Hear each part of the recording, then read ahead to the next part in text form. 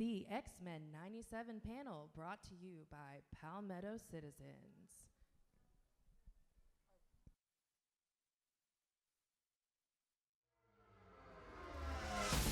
In a world where the fight for survival is never-ending, heroes and villains collide in an epic battle for the future.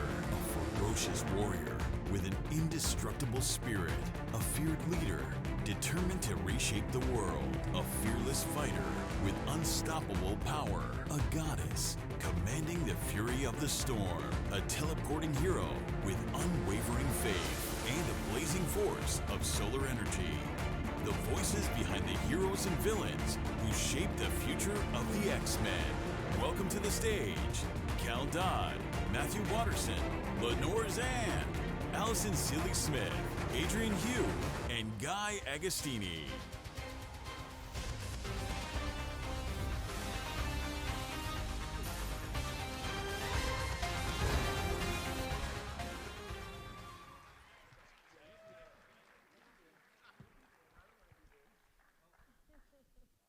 This is a dangerous thing, giving me a microphone and there's no host out here. Guess who's sitting here? The host. Let's guess his name. Chad. That's it. Hey, everybody, what's up? Chad, are you sitting here? No, you're good. You guys are going to sit. I'm going to be around. I'm going to take these questions in just a little bit. I know you're not sitting here because I am. Oh, already. Yeah. That's so good. So good. How's everybody doing? Good. My name's Chad Bauer. Some of you guys know me. If you don't know me, my name, again, is Chad. I am a local comics writer. For a while, I was the writer of X-Men 92. I launched that with Chris Sims and Scott Koblish and a bunch of other great guys. So that makes me uniquely qualified to be up here and ask maybe like 2, maybe 3 questions. So I'm going to turn it over to you guys after I say what I have to say. So anyway, I think the best way to start this, the only thing that I know to do, and I think I probably speak on behalf of everybody who's here in the room and a fan of X-Men, the animated series, and the X-Men in general, but it's great to have you guys back. Welcome back. Thank you.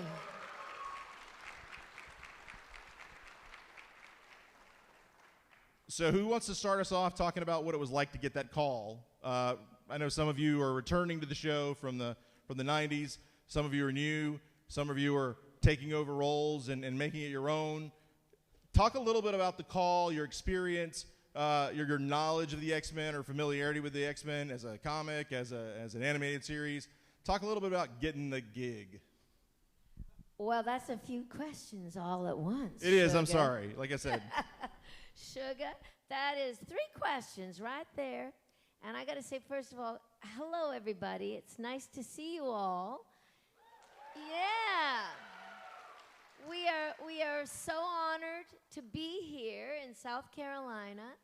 And some of us, of course, are returning. We were in the original show. Some are new. And it's really great to have this great combination here on stage. First of all, I just want to say, being in X-Men the first time around in the 90s was an honor. I mean, not every actor gets to play a superhero. And for those of us who are back, not every actor gets to do it twice. So it's a thrill to be back. It was very exciting getting the call, and thank you so much for having us. I'm going to hand this over to my brother, Nightcrawler, and let's hear what he's got to say. Hello. So this is my, way back in the 90s, this is my very first audition for a cartoon ever.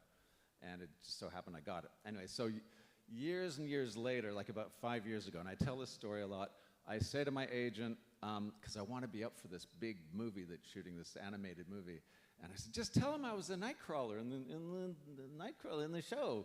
And he goes, nobody cares about a 25-year-old cartoon. Yeah, that's the right answer. And so 2 years ago, I get this sort of sheepish email from him saying Adrian might recognize these lines. And I had to go, and it was like all the Nightcrawler lines. I went, oh, they're bringing it back. And I was like, that's amazing. So I had to go, is he still there somewhere in my voice? Where is he in me? But anyway, so I eventually just recorded the lines again, and it was like riding a bicycle, but wonderful to be back, and it's incredible to see, like, you know, Cal and Lenore and Alison and all these people from way back, and it's amazing to be back. So, passing it on.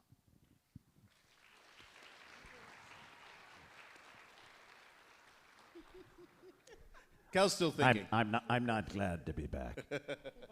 He's very upset about it.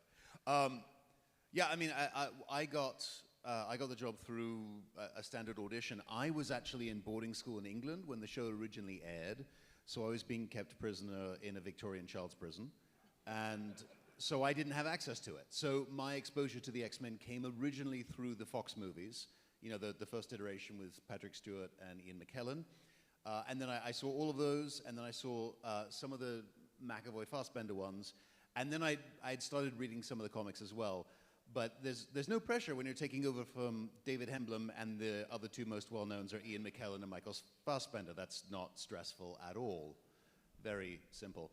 But it was sort of a straight audition, and the thing that was really fun, looking back, at the time it was terrifying, was that the director for the show, the supervising director, Jake, knew my wife from when they had done Justice League Action together. My wife was Wonder Woman in it. And so Jake had texted us and said, hey, there's this job coming down the line. When you get it, it is the thing that you think it is. This isn't like, we're not hiding it and using stuff from X-Men to cover for some other show. This is what it is. And it's worth paying attention to. And so then when I got a phone call to come in and do a trial episode record as a callback, we had a 4-hour session. We were doing the second episode, so the UN speech one. And in the middle of it, we took a break, and I went into the kitchen to get something to drink, and my wife was there, and she said, oh, Jake just texted me that it's going really well. And I said, don't tell me that. I'm only halfway through. I can still really blow this. So I went in and finished, and then fortunately they called and said, you've got the job. Here are all of the episodes you need to make sure you make sure you watch from the original show. And then my wife, who came into the marriage with way more comics and more graphic novels, said, and here are all of the comics and graphic novels you need to read to know what you're doing. It's pretty good homework when your homework is watching the animated series and reading a bunch of graphic novels. So that was sort of my entree into this world.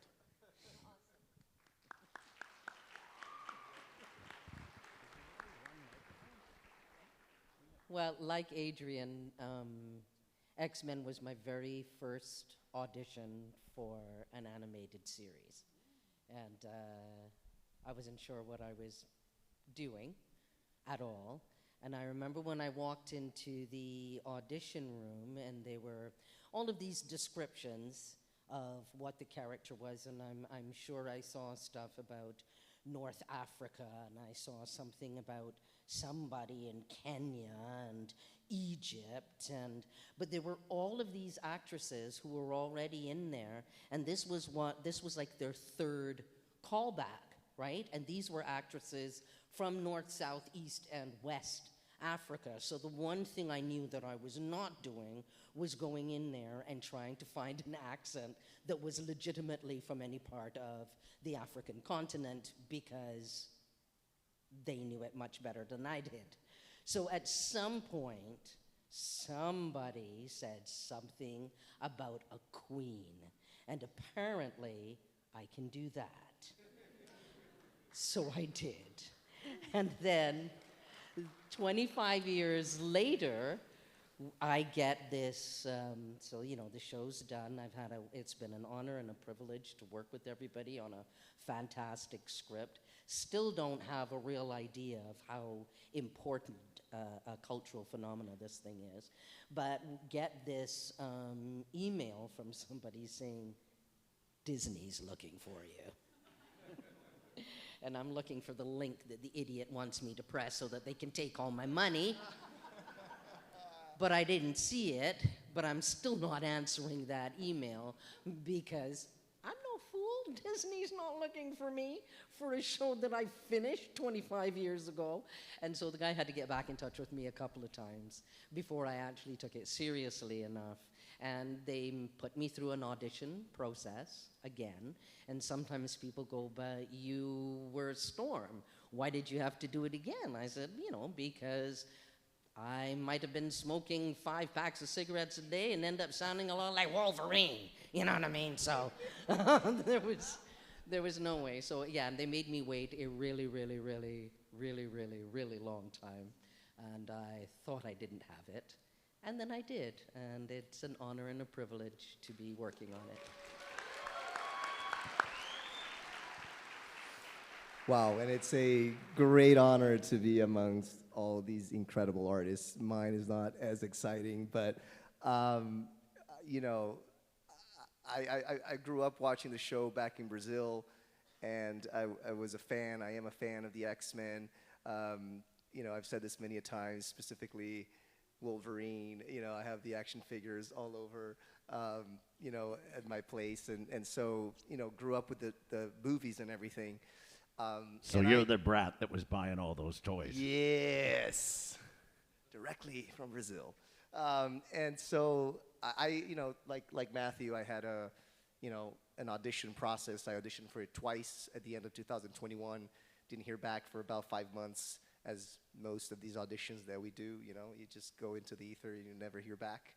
I did not know. Like I've learned through all these panels we've been doing, and I'm the only one that never knew it was X-Men '97.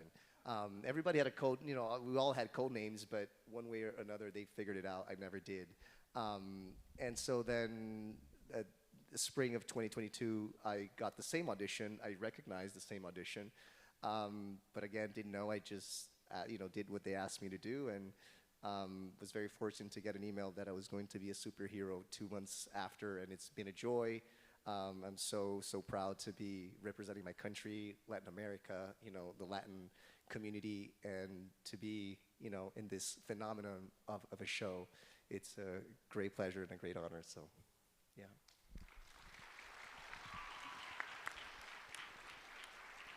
When our initial series ended, I was in kind of shock. I was like, what do you mean it's over? It was so popular when it ended. It was, I mean, really popular. But there was an unwritten rule back then that after 5 years, any series, animated series, whatever, because it was my first animated series ever as well, that was the end. They just, the 5-year run, boom, next. What? What am I supposed to do with this? With, you know, and I sort of, Wolverine is like, became like a brother or my left arm, and he just was a part of my soul, my heart, and just gone like that. No, sorry, it's over. It's over? No. Yes. And then 25 years later, boom, we're back. Oh, you're back now, are you? You had enough waiting around? You know, so it was so great to hear that, but at the same time it was like a little bitter. Like, you're back now, are you? Well, try it. Then to read, then, you know, that wasn't bad enough. Yeah, we're back, but you have to audition again. Oh, I do I? Okay, they said, yeah, but just do yourself. I said, why don't you do myself? And so literally, had to, and the audition line was so non-Wolverine-ish. It was the scene of Cold Vengeance when he's out sitting beside the chief, after the people are thrown, you know, celebrating, and the chief says, they're very happy, and it's all because of you. And Wolverine this is the audition piece, and Wolverine's response was, I know, it feels kind of odd. I feel at peace. That was the audition line. That is, like, Wolverine doesn't normally talk. He's always yelling or trying to swear. As in, you egg-sucking piece of gutter trash. But this was just a very soft, emotional scene. And that was the read, and I got it. So, and the rest is, you know, and we're back with most of the same cast, except some that we lost their lives, and Norm Spencer and Don Franks. That was Cyclops and Sabretooth, and they both have left the planet, but we'll see them. And I'm just so happy to be back doing with my brother.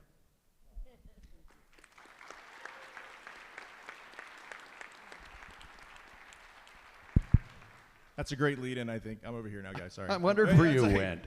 Nightcrawler, right?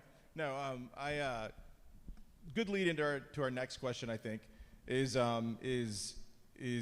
Cal, you mentioned how Wolverine sort of has become part of you. He's like your, you know, like left arm.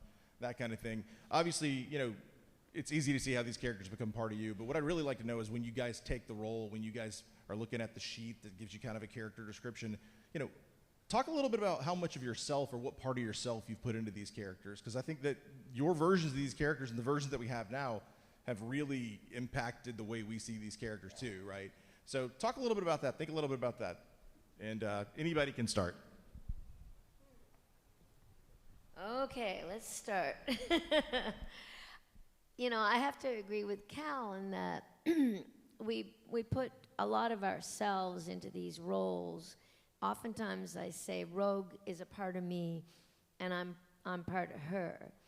And when I first saw the drawing of Rogue back in the 90s when I went in for my audition, she just had an attitude, like a sassy attitude of, take no prisoners. And I had that attitude too, and I looked at her, and my agent had said, they're looking for somebody who can do a sexy Southern accent with a deep, husky, kind of sexy voice. And I said, oh, okay. So I just channeled that energy. And as the years have gone by, life happens. And talking to a lot of the fans that come up to us who tell us their life stories of things that have really impacted them, that, people who have passed on in their lives, or dealing with oppression and bigotry themselves, has only helped me hone the craft that I have of the compassion and the caring for other suffering humans, and being able to put that into my voice and into the work. And that, I think, is embodied in episode 5, Remember It, in X-Men 97. And also, that's the grief and the loss and the emptiness that we feel when we lose somebody that we love. But then also in episode 7, the rage that we can feel sometimes, the rage, especially if you lose somebody that you love at an early age, as I had lost my young niece who was 17 from cancer. And, you go through the stages of grief, but part of that can be rage. And sometimes rage at the universe, rage at other humans and the way they treat others. So it's nice to be able to have something you can put all those emotions into. And as an actor, I feel like we are blessed that we are given this opportunity to be able to use our emotions in this way. And that's basically what I would say about using ourselves and putting ourselves into these roles. You want to go next? I love that. I love this woman like a sister. So I think that from what Lenore is saying, that so much of this show is about the exterior versus the interior. And I don't think I looked at a picture of the Nightcrawler, but I saw what he was saying in that Nightcrawler episode where he ends up proselytizing to Wolverine. And I'd learned a German accent. I'd played lots of Germans on television, just like normal. And so I had a German accent, which I'd working on, and I learned it from this young man he was from Berlin, and he had a very light voice. And then I saw that script when I got called into that very first audition. And something clicked, because there was this kind of soulfulness, whatever I was going through at the time with, the inner world that we all live in, even though it doesn't necessarily match our exteriors. And that was the story of the Nightcrawler, that he was somebody that was seen a certain way on the outside. And it was nice to be behind. No one's looking at you, so you can just kind of put yourself, your inner life into the words and into the microphone, and it's a wonderful experience, and it feels very exposing now that I'm telling the story to you. Anyway, so we all put our emotional lives, our spiritual lives, our intellectual lives into these parts when we play them, and it's lovely to do, and it's fun too. Just one more thing. Every time I think, oh, I'm just going to go in there and say something soulful and nice, and then I'll get a script like having to give the eulogy for Gambit, and I'm finding myself, I've got little tears coming out of my eyes as I'm doing it. Every gambler has. I'm like, okay, sorry, I guess it's like I can need a moment, and then you just find it, you know. Anyway, on to you. And by the way, this is our Magneto, Matthew, and Sunspot, because I didn't introduce them earlier. Sunburn. Get it right. The amount of direct connection that I necessarily feel with a 65-year-old Holocaust survivor on steroids is... I'm not saying he is on steroids. I'm saying in order for me to look like that now, I have to go on steroids, which is why, despite my wife's begging, I've not done the cosplay with the black Speedos, because I can't afford that much steroids. That's the only way you're going to go to Brazil if you do that, or Argentina. Just telling you. So apparently I need $10,000 a month in steroids to go to Brazil or Argentina. But I think the thing about it is that his background of feeling completely alone and feeling other is something that at least every artist, and I think pretty much every human being, has experienced in some way, shape, or form to some iteration. And so for me, that's what made that character very easy to hook into, because at some point or other in all of our lives, we've been somewhere or we've had something happen to us that made us feel like we're not supposed to be there, we don't belong, nobody wants us there, and why have we let ourselves be in this position? And similarly, I think all of us at some point have been in the position of feeling like that is happening to somebody else, and I need to step in and try and help them because I know what that feels like. And that really is, that's what it is, because he's a character who, if he wanted to live as a human and be left alone, he could. He looks human. He is not somebody who looks different, like Nightcrawler, for example. He could just live and be left alone. He can't do that. He knows what it feels like, and so he feels like he has to step in and try and protect people. The way he does that is by being okay with annihilating people in certain circumstances. Therein lies the central rub between him and Charles. But that feeling of being separate from the people you're around, and also a feeling like you have some responsibility to try and protect other people who have that feeling, is something that is easy for me to relate to, and I think is easy for everybody to relate to, which is why X-Men as an IP lands in a way that a lot of other superhero or comic stories don't, because it is inherently about others, and about people being treated as others through no action of their own.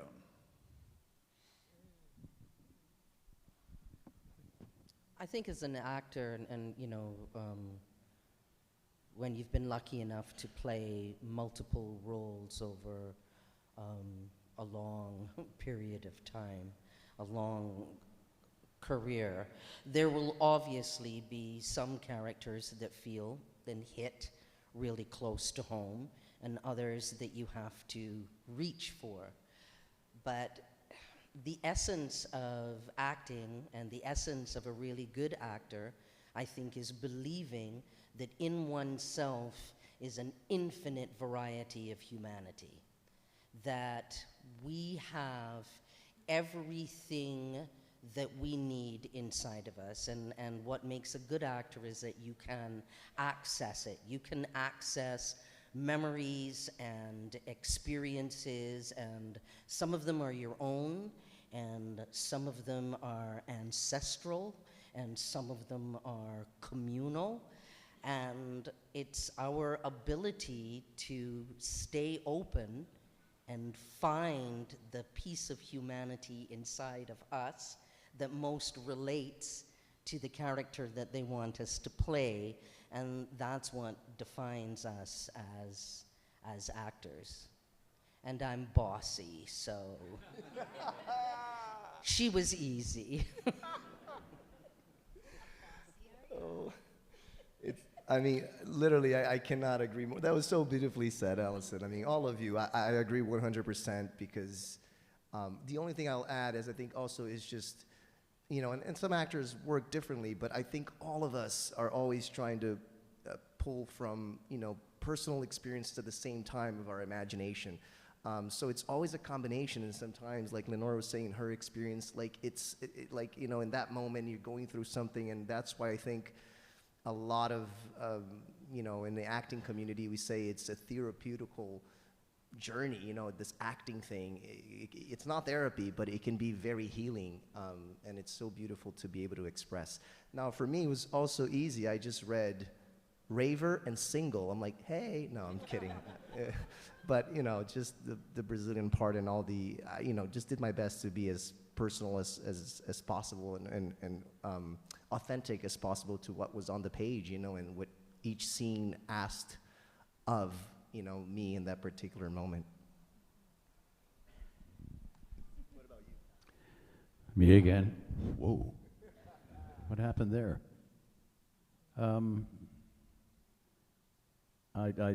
Wolverine to me, like I said, is like a brother.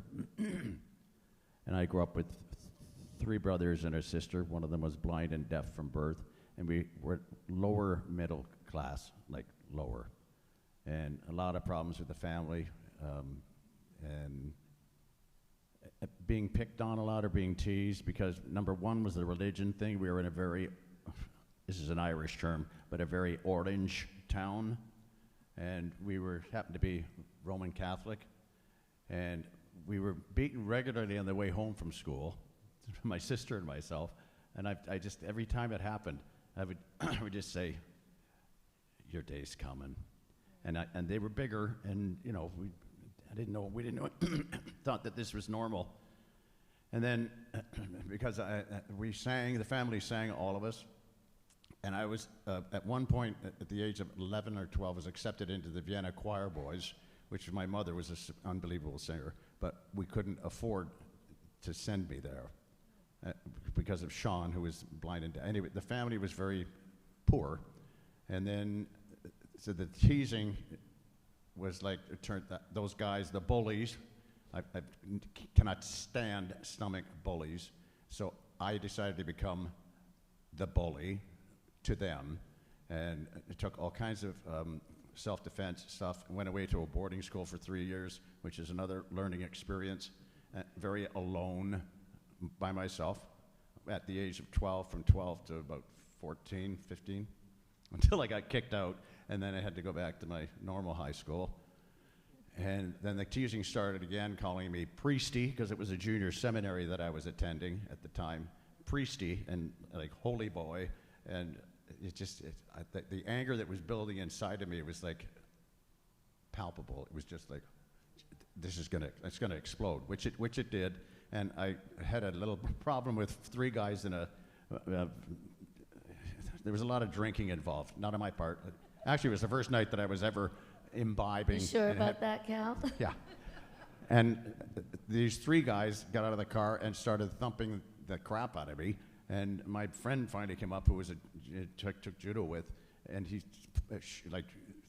got them off me and stuff. But like my mouth was ripped out. It was just ridiculous. And I said, "This is going to end now." And I took karate for like 5 years. Then my father died, and it was like, why is all this happening? But I made sure that I got all those wingnuts and jerks that picked on my sister and myself, and even my little brother Sean, who was blind and deaf. They're like pointing at him like he's some sort of creature, and the anger built up, and this I brought to Wolverine, the anger that was in me and still is in many respects, and it's so easy for me to be the lonely person that Logan is, because he's very lonely, and God knows he's so good with women. It's just, what a success story that is. It's just ridiculous. Boom, boom. Like I said, I've sort of, he's like my brother, and I protect him and look after him. And I've always felt that way about him. And I know the anger's there. So like you were saying, in my audition, they said, and to end it all, they said he's 5'3", tough as nails, would defend any of his friends to death if necessary, and he's cranky. He's cranky. Just look in your heart, Herr Logan. Yeah. Where's your God now? Another question. Yeah, thank you, guys.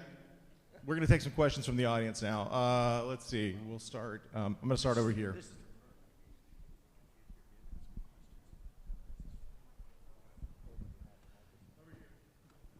What is your favorite episode of X-Men 97, and what's your favorite episode of the original show, and why?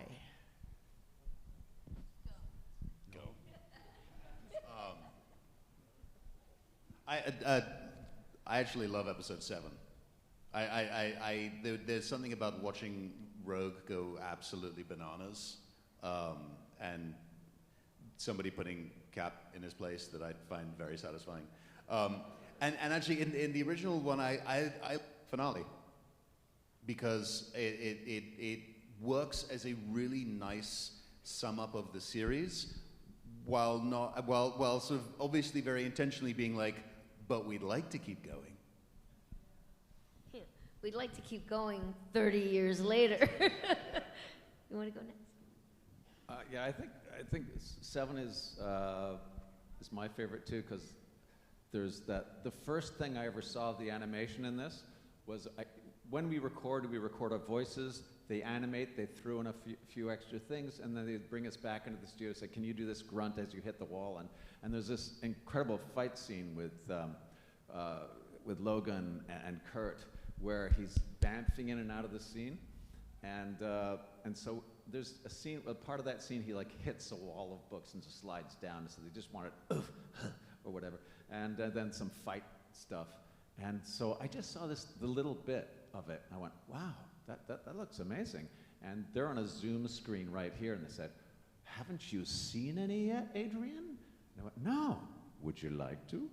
And so I went, yes. So we finished the grunts and the sword fighting stuff vocally, and then they showed me that whole sequence, and it was so moving, because I suddenly realized that this 30-year-old thing that we had all experienced was back, and it was back with a vengeance, and it looked amazing, and I had a little tear in my eye, and then suddenly, oh no, this is embarrassing. I'm geeking out here at this show I'm in, and it's so embarrassing. And then I just noticed over at the Zoom screen there that they were looking at me kind of like gleefully, like, he likes it, and they were geeking out at me geeking out about their incredible work and all of us together, and I think that's why it's my favorite episode.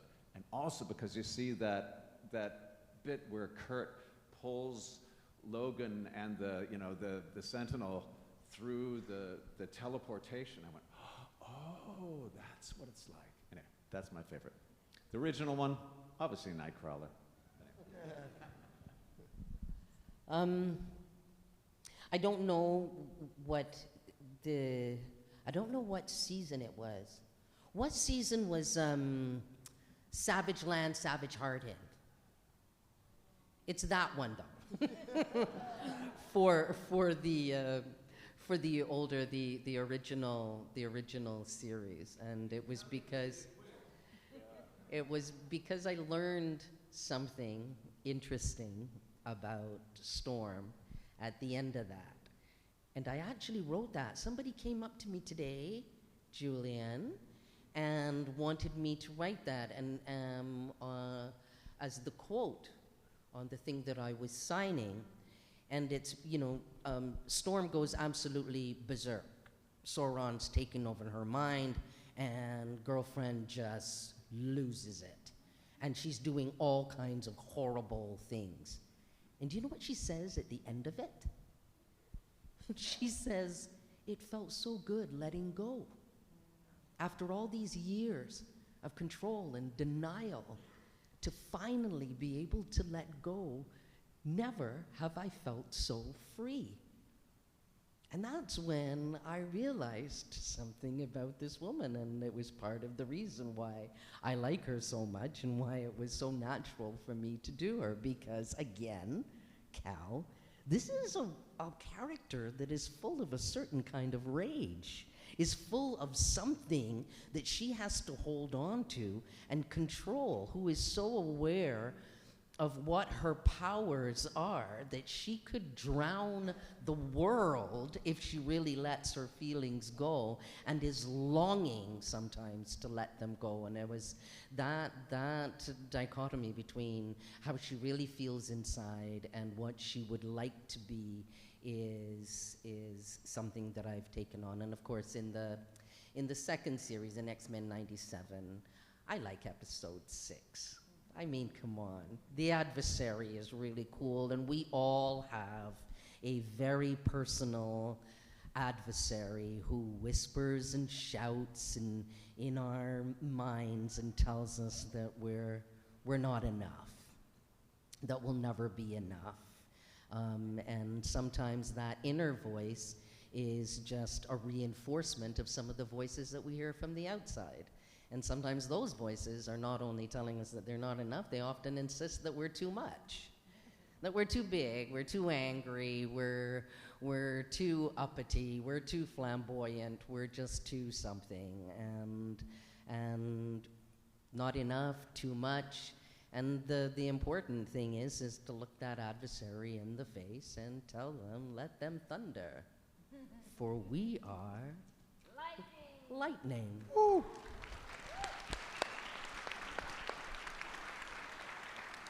It's such a difficult question, but for the original, as a Wolverine fan, I don't remember the episode or the season, but one of my favorite moments, and Cal might be able to help me with this, but Wolverine chops off the hood of, or the top of Scott's car, and tells Jean to tell him that now he has a convertible. I love that scene so much.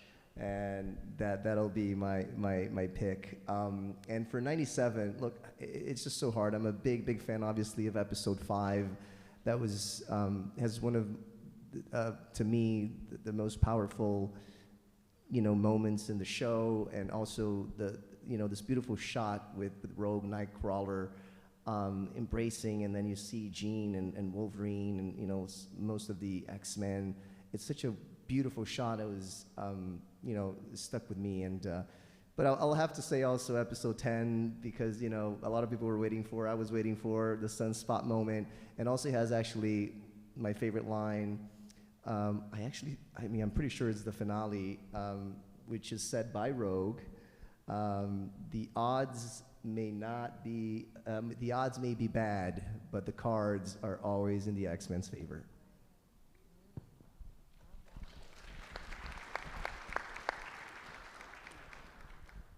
Hi. I had probably 3 episodes in the old series, Nightcrawler being one, Old Soldiers, which I was talking to a few fans today about Old Soldiers, where Captain America, Wolverine meets Captain America, which I just couldn't stop laughing, because I'm seeing my tough guy Wolverine, and he keeps talking about fabric and how he's feeling. Like when he sees Captain America and he looks up and says, I couldn't believe it. Captain America, the man himself, and dressed up in whatever that is. Captain America says, I like your style. And Wolverine, in his inimitable frame of mind and manner, would said, wish I could say the same. She just didn't like the way couldn't believe the way he was dressed. And it just goes on that whole episode, like, you wouldn't catch me wearing something like that. It's gotta itch. So could you guys quit talking about material and, get on with who you're supposed to be rescuing? And and at the end of that episode, he hands back these things that helped them scale the cliff, he and Captain America, gives them to Captain America and says, this again is the writing was brilliant. Says, these things, because this is back in 1942, before Wolverine had any adamantium or anything. And he just hands these things back, the claw-like things, to Captain America, and says, these things could come in handy. Which, oh, really? Yeah, so that episode, and as I said, the other, A Cold Vengeance, when he's up north. And that about covers it for that. And then when we were watching it in Hollywood, X-Men 97, with all the fans and stuff that were there, we had never seen it either. And just when that scene with Gambit, of all people, because Wolverine and Gambit never ever worked together or saw eye to eye on anything. You know, he was never Gambit. He was Gumbo or Cajun. Out of the way, Gumbo, or back off, Cajun. Never Gambit or any niceness between them. And I'm blown away. I'm sitting in the theater in Hollywood, and here they come running down the thing, and Gambit's lighting up Wolverine's claws. Like, it's just it was like, what is going on? These two guys are working together, and it was just a weird moment. And of course, when Gambit dies, that was like amazingly. That's like, again, losing your brother or your sister. It was just like such an emotionally packed episode. It was like, yikes.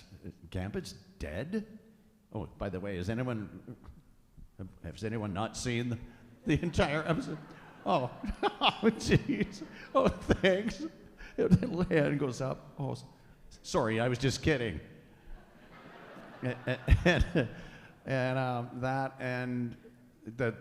This will be an iconic line from Wolverine. I've said that to a number of you today. The very end, again, this is episode 10.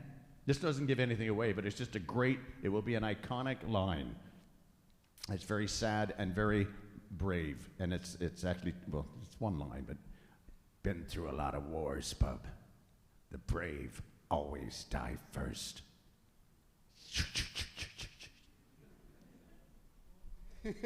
Yikes. It's awesome.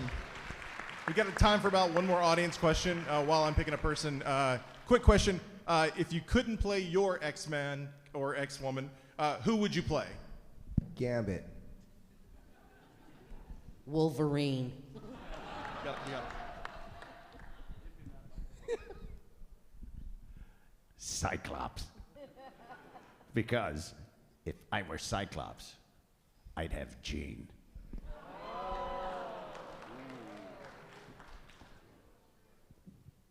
I would play Storm. I know it's inappropriate. Gambit. I have small children, so multiple man. I need 11 of me.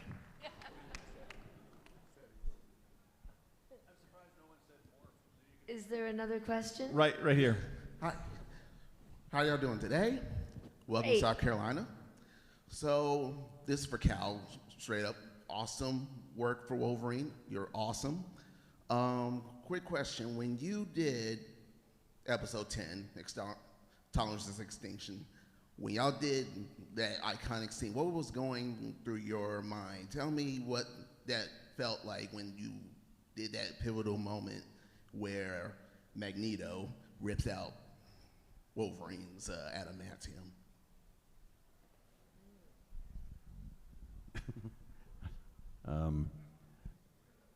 I felt really glad. No, and when that was happening, because I won't forget in the studio, and Meredith is saying, okay, so we need this. We left it till the very end of the record. If you're going to do any screaming, which or anything like that Wolverine has to do, we always leave it till the end, because if you do all that first, then you can't talk normally anyway after that. So we left this, and it was supposed to be, well, a death scream, because that's what I was told. Well, so, you know, this is obviously very painful. That's being sucked out of his body by Mr. Nice Guy. And so I did this scream, and I can't do it for you because I would never be able to talk the rest of the day. And it went on for like 15 seconds, each one of them. And then she said, that's good. Did you think, can you try one more? I said, yeah, just give me 5 minutes, you know, whatever, do it again. And then when I saw the episode, it's not there. It is not there. I said, oh, that's really great. So, and I read in the thing, in the comics, it says, Wolverine was under so much pain and stress at that moment that he didn't have enough strength left to scream. Ah. Why didn't you tell them that before they asked me to do it? Well, Jake now has that as the ringtone on his phone. That was what he wanted it for. So I felt, I didn't know where it was going after that, to tell you the truth. I didn't know what the writers had planned, or if he was going to survive. And what would he be like if and when he survives? Well, we'll find out, won't we? That's if he survives. Oh, jeez. To be continued. Da, da, da. That's a absolutely great lead into our last question. We're kind of wrapping up here. Let's give them a big round of applause for being here again. This was amazing, guys. Thank you so much.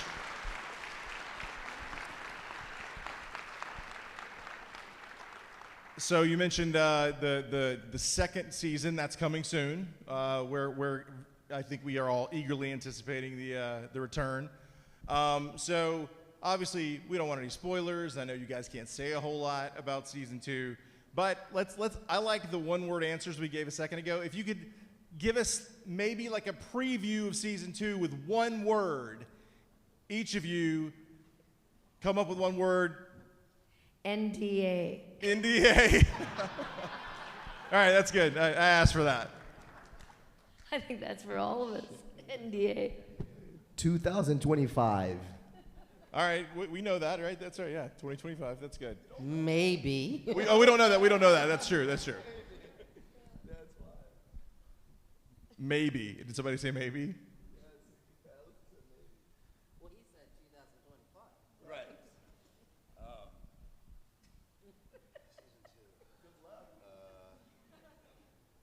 Ow.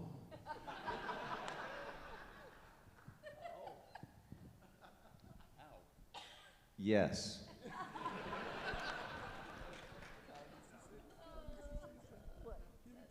Oh, that's our one word.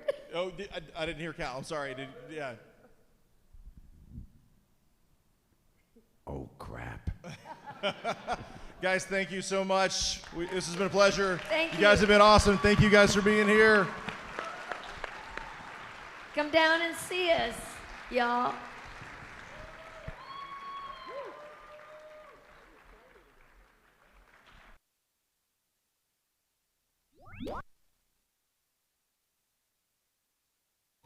Attention. Attention. Attention. Attention. Get ready, South Carolina. Meet your favorite comic book legends, pose with iconic characters, and dive into exclusive panels that will blow your mind. Join us at the Myrtle Beach Convention Center for 2 action-packed days. Whether you're a superhero or superfan, this is your convention. Boardwalk Comic-Con, where fandom comes alive.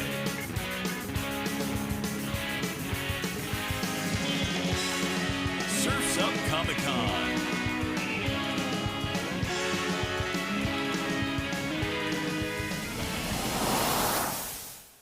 Ladies and gentlemen, coming up at 4 o'clock, it's the Star Wars panel with Sam Witwer and Matthew Wood. Stick around, that'll begin in about 10 minutes.